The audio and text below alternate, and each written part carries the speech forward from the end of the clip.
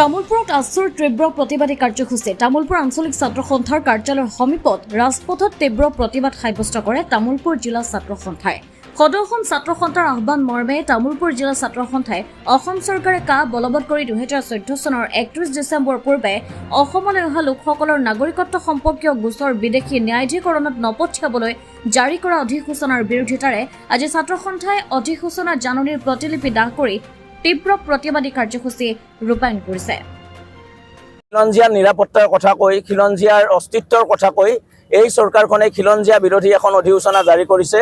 2014 চনৰ 31 ডিচেম্বৰলৈকে অহা নাগৰিকখিনিৰ যিটো গোচৰ বিদেশী ন্যায়াধিকৰণলৈ পঠিওৱা যিটো সিদ্ধান্ত আছিল, এই সিদ্ধান্তটোৰ বিৰুদ্ধে অসম চৰকাৰে এখন অধিসূচনা জাৰি কৰিছে। এই অধিসূচনাখনৰ জৰিয়তে বিদেশী ন্যায়াধিকৰণত এই গোচৰসমূহ পঠিয়াবলৈ মানা কৰিছে। এইটো এটা দেশ অসম চুক্তি বিৰোধী কথা আৰু অসমত নাগৰিকৰ অধিকাৰ অসম চুক্তি মতে হ'ব। অসম চুক্তিক উলংঘা কৰা কোনো কথা আমি সদৌ অসম ছাত্ৰ সন্থাই মানি নলওঁ। অসম চুক্তি আখৰে আখৰে পালন কৰিব লাগিব।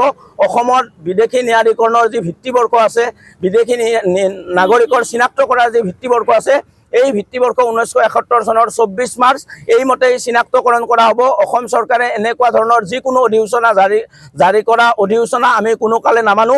এই অধিসূচনাখন অতি শীঘ্ৰে বাতিল কৰিবলৈ আমি চৰকাৰক দাবী জনাইছোঁ আৰু এই অধিসূচনাখন যদি বাতিল কৰা নহয় তেতিয়াহ'লে আমাৰ আন্দোলন আৰু দীঘলীয়া হ'ব। এই আন্দোলন চলিছিল আৰু আন্দোলন চলি যাব। তামোলপুৰৰ পৰা আনন্দ ৰামচিয়াৰীৰ ৰিপৰ্ট, অমৃত নিউজ 24/7।